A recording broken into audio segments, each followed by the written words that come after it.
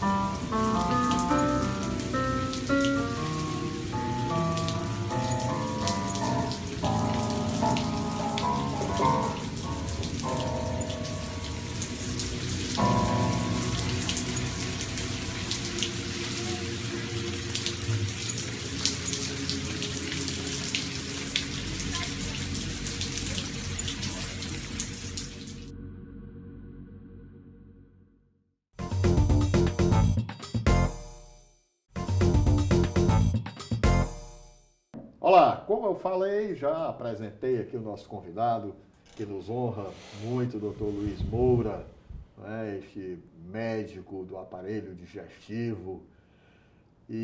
Mas eu resumi muito, né, doutor? Doutor, primeiro seja bem-vindo, mas resumi muito, né? Médico do aparelho digestivo, né? Na verdade, médico do aparelho digestivo, mas a área de atuação em cirurgia do aparelho digestivo e a área de atuação na cirurgia bariátrica e metabólica, ou como costuma se chamar, cirurgia da obesidade, do tratamento cirúrgico da obesidade. Interessante que, por exemplo, o pessoal associa muito, né, a cirurgia bariátrica até a questão de estética, né? Mas ela essencialmente é de saúde, realmente, não é? Mas não tenha dúvida. Primeiro porque os critérios de indicação não são pela obesidade por si só, mas pelas doenças a ela associadas. Existem mais de 60 doenças associadas à obesidade, e as que nos preocupam mais são aquelas que nós chamamos relacionadas com a síndrome metabólica, que é a hipertensão arterial, o diabetes, o colesterol, o triglicerídeo, o aumento do fígado, que a gente chama de esteatose, e essas aí comprometem o tempo de vida e a qualidade de vida. Então, o tratamento da cirurgia da obesidade se destina muito mais ao tratar a obesidade, melhorar, tratar e controlar essas doenças. A questão, por exemplo, da obesidade também, que preocupa muito, vamos dizer, a gordura visceral, não é? Isso. Tem dois tipos de gordura, que a gente chama periférica e a visceral. A visceral predomina no tórax e no abdômen. Essa é a gordura mais ligada à síndrome metabólica e é mais comum nos homens. A gordura periférica é aquela gordura predominante nas mulheres, na coxa, na região glútea. Elas não têm ligação direta com as doenças por si só. Mas elas são mais difíceis de perder peso quando fazem a cirurgia. Ela é eliminada com menos agressividade do que a eliminada pelo abdômen. Como é mais frequente nas mulheres, ao mesmo tempo elas se preocupam também com o aspecto estético, mas a cirurgia não é pelo aspecto estético. A cirurgia, ao eliminar o peso, melhorar, tratar, controlar essas doenças, como eu falei. É uma decorrência, né? É uma decorrência, faz parte. Eu costumo até dizer que uma paciente, uma vez, brincando, ela disse: pronto, doutor, o senhor já me ajudou a tratar o motor, agora me libere para cuidar da funilaria e da pintura. Quer dizer, é um simbolismo interessante, mas depois que se resolve a parte médica, de clínica, a parte estética, certamente há necessidade de fazer o abdômen pode ficar flácido, às vezes a coxa, a própria mama é absorvido aquele tecido gorduroso da mama e às vezes ela precisa Mas tem de reparo. Certo, existe um planejamento assim que você faz de quanto vai perder de gordura, assim, para que... É uma questão de estratégias, né? Para depois de todo um processo... Diante dos critérios de indicação, ao eliminar peso, há uma tendência natural que esse percentual seja em torno de 30% a 45% do peso original. Vou chamar, por exemplo, 100 quilos, que fica fácil de definir. Então, esse paciente ele vai ficar, ao eliminar o peso de forma integral, entre 55 e 60 quilos. Eu tive um saudoso amigo, doutor Martônio Vasconcelos, desembargador Martônio Vasconcelos, que era de um bom humor fantástico, né? Uma inteligência privilegiada, que ele, certa vez, ele disse que tinha ido a um médico, e o médico disse assim: meu amigo, você vai ter que perder 30 quilos em um mês. Ele disse: doutor, só se cortar uma perna. Mas na cirurgia, a eliminação de peso ela é fisiológica, ela é gradativa. Tá. É em torno de 8 a 12 meses que ele vai eliminando, porque com a diminuição do estômago, você também diminui a quantidade de nutrientes que vai oferecendo, aí o organismo vai absorvendo aquele excesso acumulado. E a questão de ansiedade, né? Porque a pessoa vem de um hábito alimentar de comer muito. Quando a cirurgia, ela, naturalmente, você já se sacia, mas ou tem que ter um acompanhamento, vamos dizer assim, até psicológico? Não, no tratamento pré-operatório, nos cuidados pré-operatórios, envolvem vários fatores, inclusive nutricionais, psicológicos, a melhora do quadro clínico do paciente e certamente essa parte de ansiedade, a síndrome do comer compulsivo, todos esses fatores são levados em conta. Mas ao se operar, o pouco de alimento que você oferece, ele enche aquele pequeno estômago, dá a sensação de saciedade, manda avisar lá em cima que está farto. E isso aí tira a ansiedade também. Aí já é um processo que já vai habituando, é um processo, né? que já vai habituando. Quer dizer que tem uma readaptação, não é? Agora, interessante que eu vejo é o seguinte, muda, vamos dizer, o centro de gravidade da pessoa, né? Alguns pacientes relatam que depois da cirurgia ganham 3, 4 e até 5 centímetros.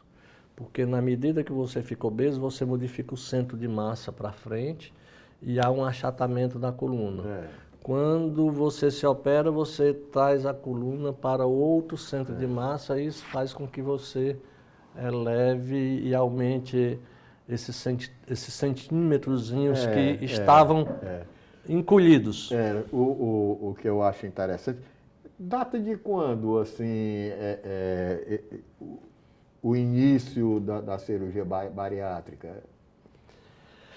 Ela data em volta dos anos 60, 70, mas assim, de forma moderna, o tratamento cirúrgico moderno, ela veio a acontecer a partir de 1990. No Brasil, o pioneiro da cirurgia bariátrica no Brasil é o professor Arthur Garrido, que estimulou, divulgou, democratizou a cirurgia bariátrica no Brasil todo, inclusive aqui no Ceará, e nós tivemos a oportunidade do pioneirismo. Do pioneirismo aqui no Ceará. As primeiras cirurgias foram exatamente no dia 12 de dezembro de 1997. Então já estamos com o tratamento cirúrgico consolidado já com mais de 25 anos. No Ceará. Doutor, agora teve uma evolução grande, não é? Assim, eu acho que ela está se tornando menos... me corrija, porque eu sou leigo. Menos invasiva, é menos agressiva, sei lá, né? Porque... É verdade, isso aí, é a É. evolução técnica. A cirurgia é praticamente a mesma, mas a forma como ela é executada é que modifica. No início, a cirurgia era feita por um termo que a gente chama de convencional ou laparotomia. Eram aquelas grandes incisões. Depois veio a videolaparoscopia, que são pequenos orifícios, que tem uma série de benefícios, teoricamente dói menos, tem um retorno mais rápido Tem ao alguma que trabalho, injeta gás? Tem? tem um retorno mais rápido à atividade, cicatriza mais rápido, tem até o benefício estético, é melhor alguns furinhos do que o corte. E ela, você coloca gás realmente dentro do abdômen, distende o abdômen, cria um espaço entre a parede abdominal e as estruturas, coloca-se lá dentro uma ótica para filmar a cirurgia e jogar na televisão, e o cirurgião fica olhando para a televisão e fazendo um manejo como se fosse um jogo de videogame. E ela avançou mais ainda, que passou a ser chamada de cirurgia minimamente invasiva, avançou da videolaparoscopia para a cirurgia robótica. Hoje aqui no Ceará nós já executamos a cirurgia por via robótica. Existem 2 hospitais que já executam por essa forma. Se for possível citar, eu até posso citar. Claro. Que é o por Hospital favor. Monte-Clínico e o Hospital São Carlos, tem robô. E não só as cirurgias bariátricas, mas também outros procedimentos urológicos, ginecológicos, torácicos, são realizados por robô também. Isso permite o doutor praticar essa cirurgia à distância? Na verdade, é uma distância, porque tem uma interface entre o cirurgião e o paciente. O paciente está na mesa cirúrgica, como uma mesa cirúrgica comum, que todos que já se hospitalizaram conhecem, coloca aqueles instrumentos lá dentro, a visão, as pinças, e o cirurgião fica operando na mesma sala, mas sem tocar no paciente. Ele fica fazendo movimentos com as mãos. Os movimentos que ele desenvolve com a mão, lá dentro, o robô, ele faz o mesmo movimento que é executado. Ele replica o movimento de forma semelhante. Certo. Aí, diante disso, já existem ensaios que o cirurgião poderá estar em outro local do hospital ou em outra cidade, fazendo coparticipação, operando junto com os cirurgiões naquela sala, dando orientações sobre isso.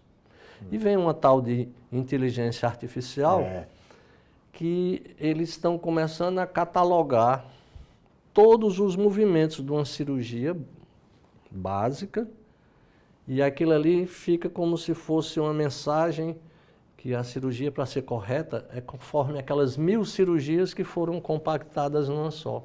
Então, se o cirurgião for operar e sair um pouco do ritmo, vem alguma informação lá de cima, opa, não é por aí, é por acolá. Então, é um avanço inimaginável. Tem evoluído muito, né?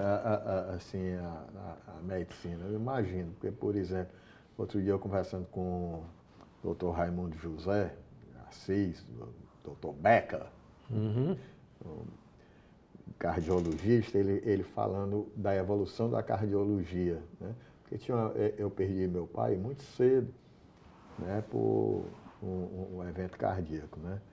E eu sei que nisso daí, depois eu impressionado, eu dizia, toda semana eu infartava.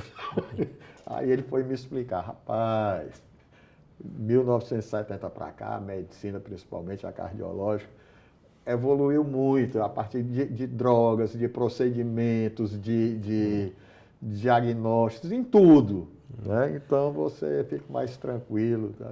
E assim foi feito. Agora, voltando assim para a bariátrica, Qual a relação que tem da bariátrica, vamos dizer assim, falando assim já com medicamentos? Você pega muito aquela injeção Ozempic, né? Que o pessoal diz assim, eu já vi até dizendo assim, livre-se da bariátrica. Tem alguma coisa a ver, com outra? Não, são ferramentas adequadas para o tratamento. Tá. Então, o tratamento cirúrgico é a última opção, o último recurso. Tá. A primeira situação é que deve-se evitar ganhar peso, ficar obeso.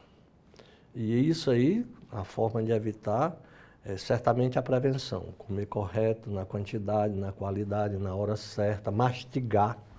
Mastigar é fundamental para ajudar a eliminar peso, porque você manda mensagem cerebral de saciedade.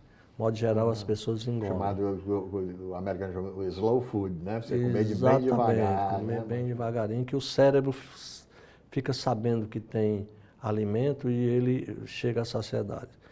Fazer exercícios regulares. O exercício é para ser uma atividade da vida de todos nós. Eu costumo dizer que todas as nossas atividades, eu volto já para o Ozempic, mas eu quero falar do exercício. Claro. Todas as nossas atividades do cotidiano nos agridem, no sentido de estresse. Trabalhar agride, o trânsito nos agride, o relacionamento interpessoal nos agride, a comida nos agride, porque faz com que a gente fique obeso. A única atividade que não nos agride é o exercício físico. E nós, culturalmente, nem 10% da população pratica exercício regular, mas nós, culturalmente, sempre arranjamos desculpa para não fazer o exercício. Mas ele deve ser uma prática normal, e eu até costumo dizer que é um aforisma também, é melhor passar exercício do que prescrever remédio. Então, o exercício evita você tomar medicamentos. Voltando ao Ozempic, o paciente tem excesso de peso, você pode e deve fazer, tem as indicações bem precisas para o Ozempic, que ele ajuda a eliminar peso. Naturalmente, com orientação médica. Com orientação médica, associada à mudança de estilo de vida, associada à nutrição adequada, associada a exercícios. Nenhum tratamento sem a mudança de estilo de vida é adequado. Agora, você não vai... O Ozempic ele ajuda a eliminar peso e é como a gente costuma dizer, é um tiro de largada.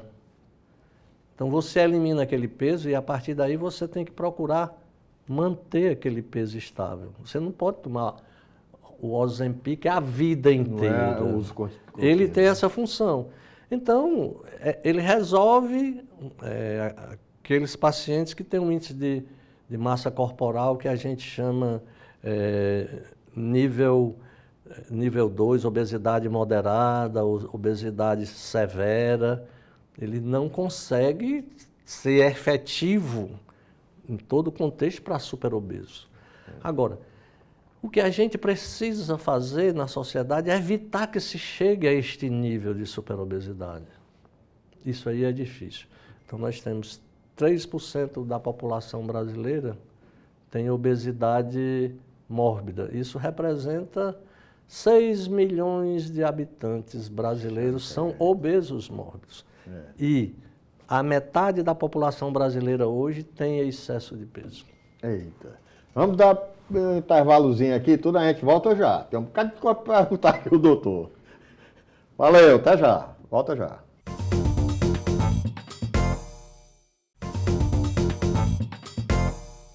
E o Mosaico volta aqui hoje com o privilégio de termos aqui o doutor Luiz Moura, médico aqui, cirurgião, né, do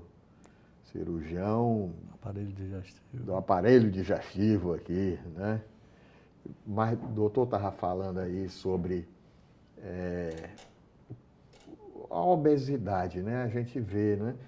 Eu me lembro, assim, antigamente, eu acho que o pessoal era mais, aqui pelo menos no Nordeste, não era o nordestino, tinha uma complexão física mais, vamos dizer, esbelta até, né? Mas hoje em dia, hábitos alimentares, né? Mudaram muito, né? Os nossos hábitos. A vida moderna facilitou o acesso ao alimento, o transporte, onde nós não precisamos mais fazer aquilo ali, digamos, a pé. Hoje você vai de carro, de ônibus, de motocicleta. Você já não pega o telefone como antes a gente chamava discar, arrodear ali. Você está com ele na mão. No carro. Tinha uma época que você não era fazer assim no vidro. A maçaneta. Aí depois era um botão. Hoje tem um ar-condicionado que você nem usa mais. Se subia de escada, hoje tem elevador. A televisão era uma televisão dentro de casa e todo mundo ia assistir na sala aquela televisão e para trocar de canal tinha que ir lá na frente. Hoje tem a televisão no quarto, você assiste os filmes no YouTube, você não vai mais ao cinema, não precisa mais ir. Então, tudo isso, você não queima as calorias necessárias. Então, vai acumulando lentamente. Falou agora, eu me lembrei, né? Assim, só para ilustrar, televisão, tinha a TV Ceará, Canal 2, né? Que a gente ligava para lá para reclamar alguma coisa, eles mandavam a gente mudar de canal. Só tinha ela, né? Hoje você Hoje fica... mande, né? Mande mudar de canal, não existe. Tem vários, né?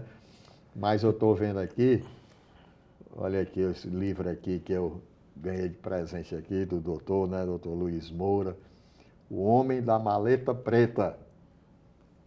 Né? São sátiras místicas e folclore médico. Por sinal, o Sinfrone muito feliz aqui no desenho da capa, quando colocou aqui a mulher sendo esculpida, né? Tirando os excessos, né? É o princípio da escultura, né? Exatamente. Tirar os excessos. O Michelangelo que dizia assim, como é que você conseguiu fazer uma obra dessa tão bonita? Não, só fez tirar os excessos, né? Pegava uma pedra bruta e lapidava. E tem a ver. Eu sei que o doutor gosta de escrever, mas também gosta muito de observar, né? Assim, isso daí já é do cedro, né? Você é filho do cedro. Cedro, no fértil, verdejante e ubérrimo Vale do Cariri. Vale do Cariri, Então eu vejo assim que deve ter vivido assim numa ambiência, também falando, muito fértil de bom humor, histórias, né? Como era a sua vida lá? Veja bem, eu vim estudar em Fortaleza aos 8 anos de idade, mas as raízes familiares, culturais, permaneceram lá. A gente, no período de férias, a gente estava sempre lá e ainda hoje nós mantemos essa raiz importante na cidade. Eu acho que quase todo mundo tem raiz no interior volta. Eu diria que Fortaleza foi construído pela emigração dos cearenses do estado todo. O Ceará em evolução, né? Ele é um estado atípico de litoral. Ele foi colonizado do sertão para o litoral. Exatamente, né? Seguindo o Rio Jaguaribe. Né? Aracati, Icó, Cariri, tudo aquilo ali partiu a partir do Rio Jaguaribe, acompanhando o gado, acompanhando a beira do rio para não se perder. Mas tem um grande médico, saudoso escritor também, poeta, Pedro Henrique Saraiva Leão, doutor Pedro, que ele dizia que quem é do interior tem duas dimensões de vida. A vida que viveu lá e a vida que viveu aqui, e eles conseguem juntar e harmonizar esse padrão de vida, de tal modo que é como se fosse nós do interior fôssemos a mais. É um elogio que ele fazia e ele lamentava não ter sido do interior. Então, aquela cultura popular, aquela que você vê, a feira, aqueles repentistas, aquelas pessoas exóticas que cada cidade Lhe tem. dá uma leitura de dá vida. uma leitura de vida completamente normal, todo mundo conhece todo mundo. Então, a gente consegue vir de lá para cá e ter um senso crítico das diferenças e uma forma também de harmonizar essas diferenças. E todo mundo conversa com todo mundo, né? Ainda tem muito isso, né? Tem um acesso, né?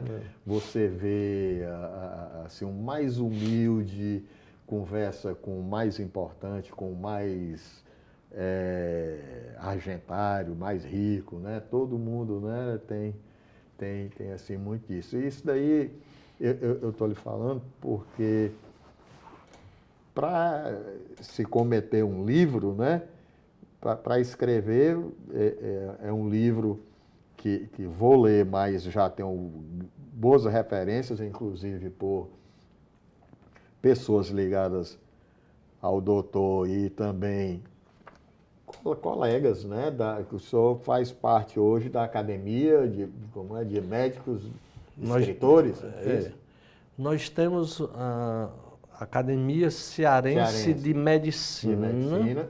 Faz parte também. Faço parte também e ela é muito preocupada com a história da medicina, com os aspectos éticos e os aspectos da evolução da medicina e o seu registro histórico. Tem a ACEMES, que é a Academia Cearense de Médicos Escritores, onde a prerrogativa é escrever, é literário, de um modo geral. Aliás, até nela, praticamente, a gente não escreve a arte científica relacionada com a medicina. E tem a Sociedade Brasileira de Médicos Escritores, capítulo do Ceará, que essa aí também tem a prerrogativa de os seus sócios, hoje já estamos perto de 100 sócios, de também escreverem anualmente uma antologia. E essa sociedade completou 40 anos agora, teve até um evento na Câmara Municipal e na Assembleia Legislativa alusiva a essa conquista histórica. E eu faço parte dessas três. E lá na minha cidade também tem a Academia Cedrense de Letras, da qual eu integro. Então essa atividade literária, ela é como que, eu diria um hobby também. Tem gente que vai para o futebol, tem gente que gosta de fotografar, e eu gosto de registrar memórias. Eu sou um contador de histórias, e elas muito relacionadas com a medicina. Aquele paciente, muitos contos e crônicas, é o paciente que chega até você e tem uma história da vida dele que cabe e é ligada à própria quadro clínico dele, mas é ligada ao estilo de vida dele que a gente consegue trazer para o livro. Eu acho interessante, é um hobby, mas eu diria que mais do que um hobby, seja um lazer produtivo. Eu vou dizer por quê. Porque nos seus causos aqui, nos seus escritos, nos seus poemas aqui, tem muito que todo acadêmico gosta de ter como fonte de pesquisa, que são assim, os acontecimentos mais legítimos, mais diretos, né? Numa linguagem mais até coloquial, vamos dizer assim, né?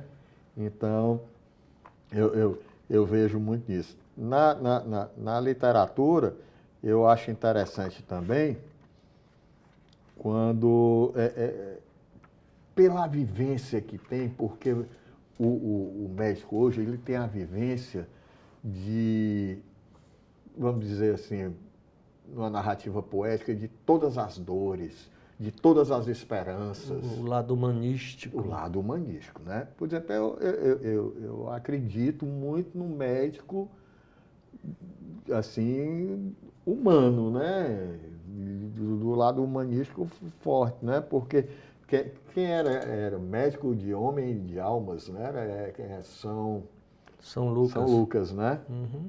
Lucado, médico de homens, né?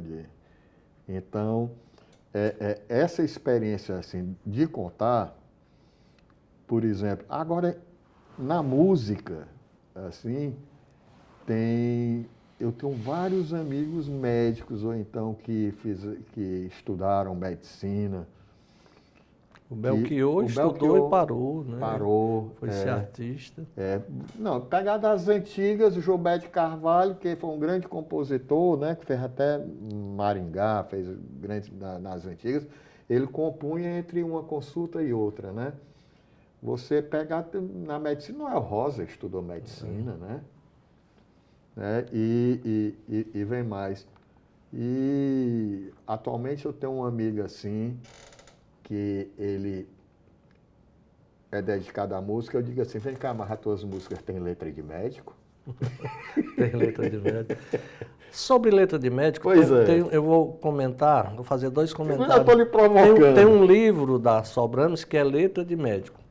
Mas qual é o problema da letra de médico? É porque ela se expõe. Você só tem 2 letras que se expõem, a do médico e a do professor.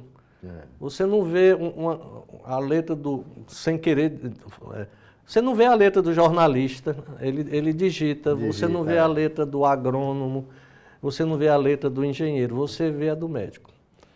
E, por conta do tempo, ele termina escrevendo rápido, e que é um problema, porque tem que ser legível para não correr o erro do medicamento não ser comprado adequadamente, mas mesmo que ele escreva em garranchos, mas toda receita ele tem que mostrar ao paciente e dizer, esse remédio é para isso, para isso, para isso, para ver se você tomar assim, assim, assado.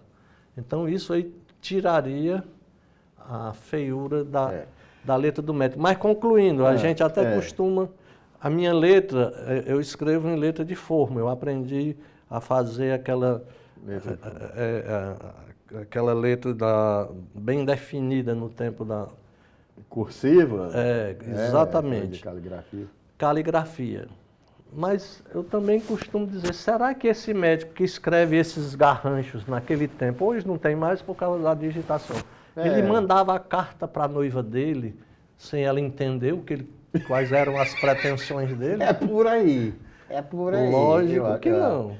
Mas eu acho também que é o seguinte, olha, vamos, que aqui estamos batendo um papo, né, conversando. Eu vejo o seguinte, antigamente, quem era dono de livraria gostava de ler. Então, muitas vezes, o dono da livraria era o livreiro. Você chegava num canto, falava num livro, tal livro, no mínimo ele tinha lido a orelha. Ele era bibliógrafo, né? Não era uma questão só de comércio, né? Não era um produto que não sabia nem o que era que vendava, né? Bem, eu penso assim, antigamente na farmácia, quem atendia era o farmacêutico, não era o balconista, não era tudo. Então, só no rumo da caligrafia, ele já sabia, ele tinha conhecimento, né? Disso daí. Depois que entra um sujeito que tem um emprego, que para sobreviver, tudo que vai para lá, que tanto faz um remédio como outro, ele tem dificuldade, ele pode se enganar, né? Tem uma história sobre a receita médica que está no livro, é que o doutor foi chamado para atender um trabalho de parto na roça, ele foi a cavalo, porque não tinha acesso lá de carro, chegou lá, fez o parto normal, aí pediu álcool para esterilizar o umbigo, não tinha álcool, tinha cachaça, ele colocou a cachaça. Ele pediu um fio para amarrar o cordão, não tinha, ele tirou um pedaço da folha do coqueiro e amarrou ali, se desfiou. Aí ele pediu uma caneta e um pedaço de papel para fazer a receita. Não tinha caneta nem receita, e depois me deu um pedaço de carvão. E escreveu a receita na porta da casa. Vá para a cidade comprar esse remédio. Ele tirou a porta, botou na carroça e levou para a farmácia, e lá o farmacêutico achou lindo, fantástico aquilo ali, deu de graça um medicamento pelo inusitado, e a receita médica ficou lá A porta ficou lá, ele deu outra porta, mas aquela receita ficou lá. Ele ficou lá. Quer dizer, isso é folclore médico. E é real. E é real, claro. Isso daí tem, por exemplo, essa questão do atendimento, né? Só pode, assim, ocasionar em livro. Tem outra coisa interessante também que eu contei do paciente obeso que chega na farmácia e o farmacêutico pergunta: você veio comprar remédio? Ele disse: não, vim me pesar. Aí passou um tempo, aí o farmacêutico, como ele tinha vindo se pesar, disse: você veio se pesar? Ele disse: não, vim comprar remédio. Porque o peso dele estava aumentando, e com o aumento do peso, aumenta a pressão, colesterol, diabetes. Quer dizer, toda vida que se fazia uma pergunta, a resposta era diferente. Aí ele disse: você veio comprar remédio? Disse: não, vim me pesar. Aí o farmacêutico disse: essa balança não aguenta o seu peso. Mas ali na frente tem um frigorífico e lá, a balança de lá aguenta o seu peso. E ele foi no frigorífico, aí o dono do frigorífico perguntou: veio comprar carne? Disse: não, vim me pesar. E ele chegou a um ponto que o peso dele estava alto, tinha indicação de cirurgia, nós realizamos a cirurgia dele e ao eliminar peso ele fez novamente o retorno. Aí chegou na farmácia e perguntou: veio comprar remédios? Não, vim me pesar. Nessa hora ele já veio só olhar o peso, já não precisava tomar o remédio. Aí foi no frigorífico e o cara disse: veio se pesar? E disse: não, vim comprar carne. Ele que conta isso. E ele era, aí que é outra coisa da cultura popular, vaqueiro de vaquejada, e eles sempre contam as vantagens, né? Os caçadores, os pescadores e os vaqueiros sempre contam vantagens. E ele disse que ele tinha o melhor cavalo, era quem derrubava o boi com mais facilidade, mas chegou um momento em que ele estava pesando muito e o cavalo já não aguentava, passou a levar cambão. Cambão é um termo de vaquejada que o vaqueiro não consegue derrubar o boi. Foi um dos motivos também para ele se operar. Aí ele disse que, diante da doença, diante de não poder praticar o esporte, foi se operar e depois que emagreceu, voltou à vaquejada e a praticar a coisa que ele mais gostava na vida, que era correr a cavalo. Então você vê que o que tem de humor, de interessante nesse entremeio, e tem a medicina aí para solucionar a vida de alguém. Vamos voltar com bom humor já aqui. Sai daí não, espera aí. Até já.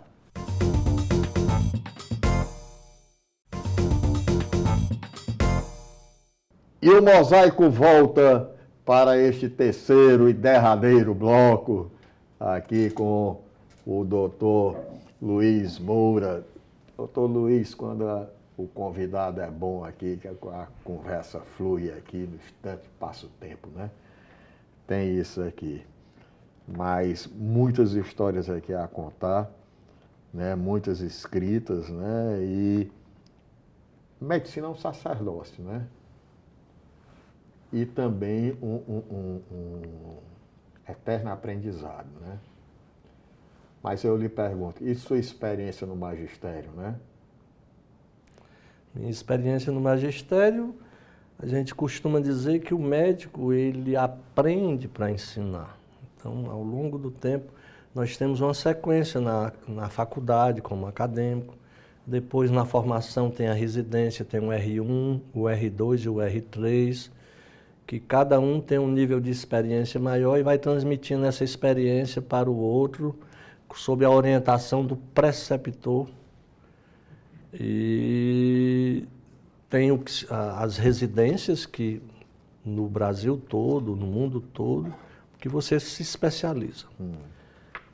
E o magistério em si tem uma coisa muito interessante que eu sempre gosto de citar. O professor nosso, professor Aprígio, ele era professor de histologia, foi diretor, superintendente do IJF E lá na superintendência, ele chamou todos os preceptores de cirurgia e perguntou quem tem mestrado. Nós não tínhamos mestrado. Aí ele disse, preceptor é professor. Professor é mestre. Mestre precisa de mestrado. Vocês precisam fazer mestrado.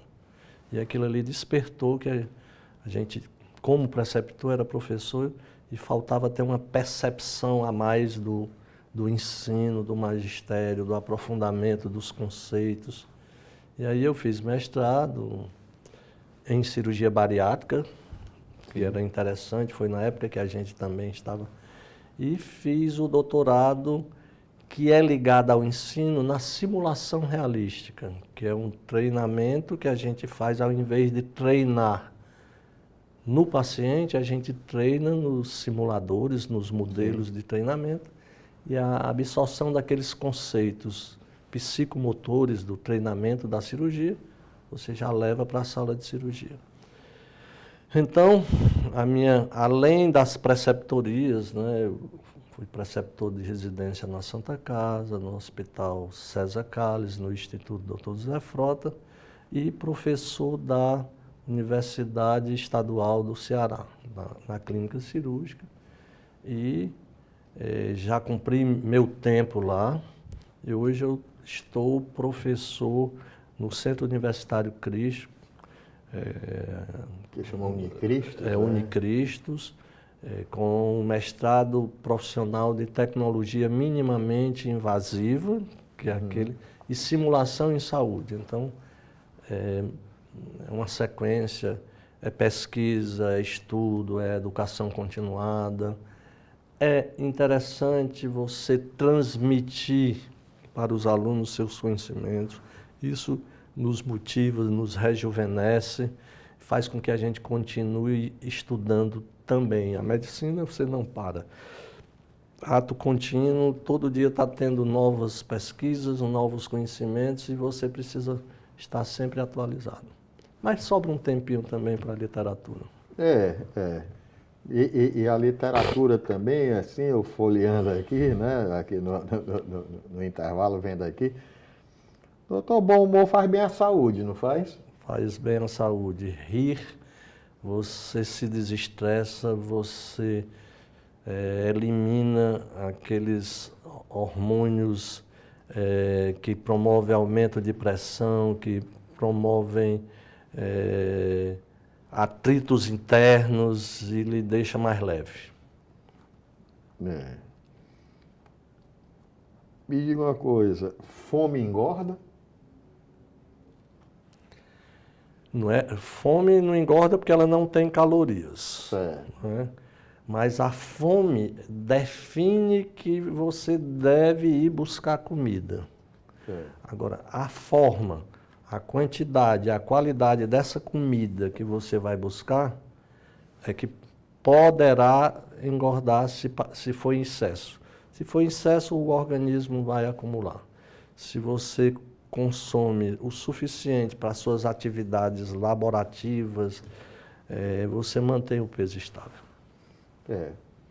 Até porque, por exemplo, tem gente que tem fome não pela falta de alimento, né? Uhum. Até pela compulsão, né? Aí vem e eu acho que a fome também existiria, me corrija, existiria assim uma mensagem do cérebro, tá com fome, então vamos armazenar gordura para instinto de sobrevivência? Bom, não necessariamente assim. A gente partindo do tempo onde o homem precisava ir à caça, ele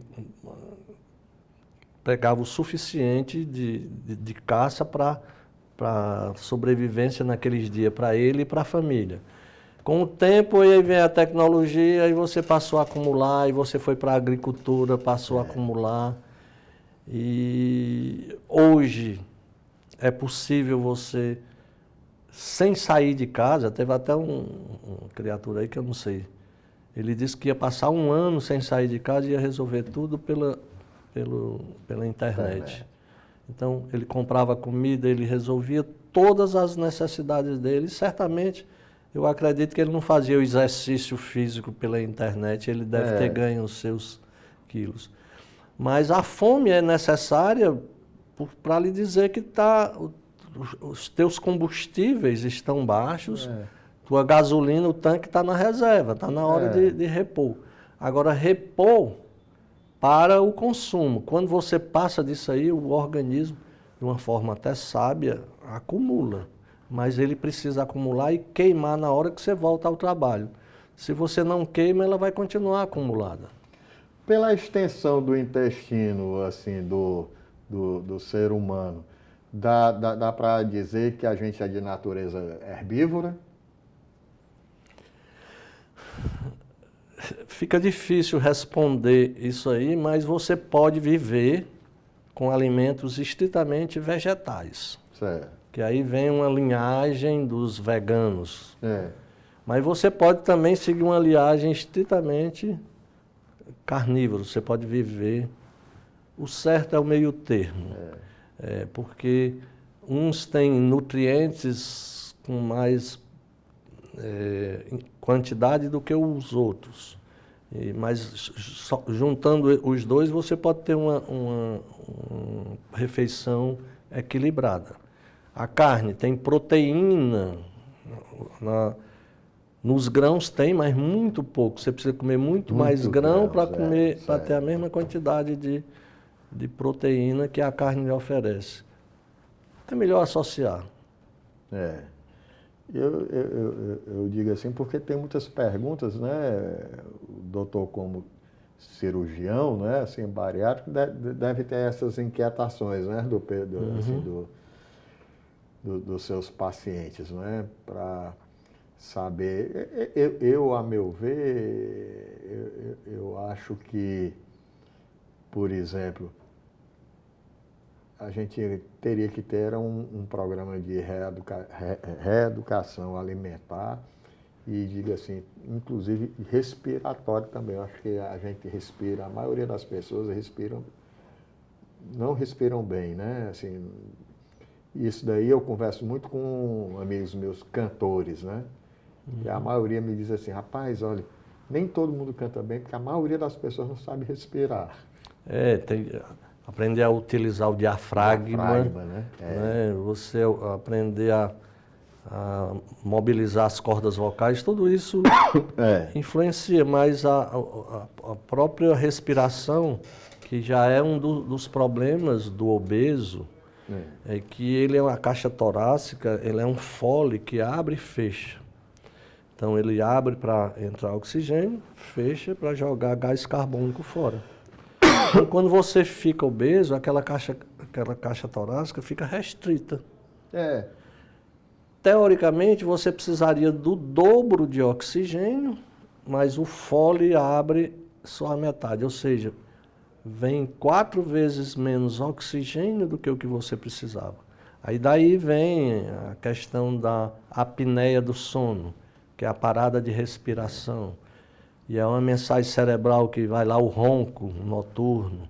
Então, todas essas situações são componentes que comprometem a qualidade de vida das pessoas. Ele vai dormir, teoricamente, bem e acorda cansado.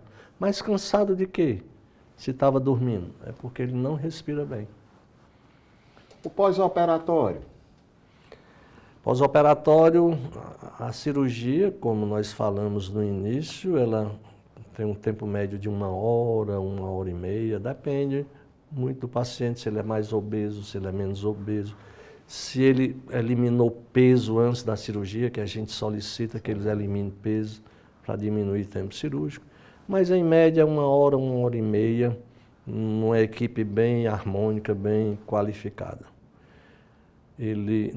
No dia seguinte, ele permanece no hospital, eu diria no soro, com toda a medicação no soro, antibiótico, anti-inflamatório, analgésico, antiácido, tudo que é necessário. No outro dia, inicia a dieta, se ele tolerar bem, vai para casa. O primeiro mês é uma dieta líquido-pastosa, para proteger aquele pequeno estômago que nós confeccionamos, que foi costurado e grampeado. O segundo mês é pastoso, tendendo a sólido. No terceiro mês em diante, praticamente a vida dele volta ao normal, pode comer praticamente tudo, menos aquelas coisas erradas que ele nem deveria comer antes, e inicia-se exercício físico, que faz parte do tratamento. Fazer exercício queima gordura, transforma em massa muscular.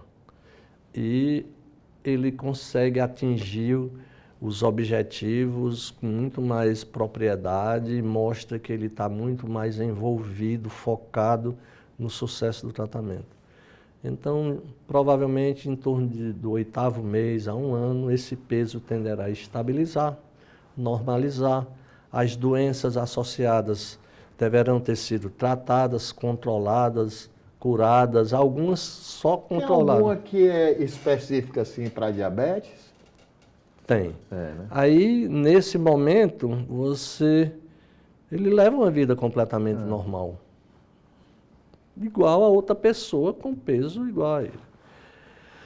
O diabetes, a gente costuma dizer que atiramos no que vimos e acertamos no que não vimos. Todas elas têm o componente de, primeiro, diminuir a sobrecarga de peso. O pâncreas passa a produzir a quantidade suficiente para o peso normal, mas algumas delas, elas têm a tendência de estimular o pâncreas a produzir mais insulina. Então, curou-se o diabetes e a gente não sabia inicialmente como foi isso, e foi exatamente por causa da técnica operatória. Doutor, tiragosto engorda? O tiragosto, ele acompanha geralmente a bebida alcoólica. E o álcool é hipercalórico.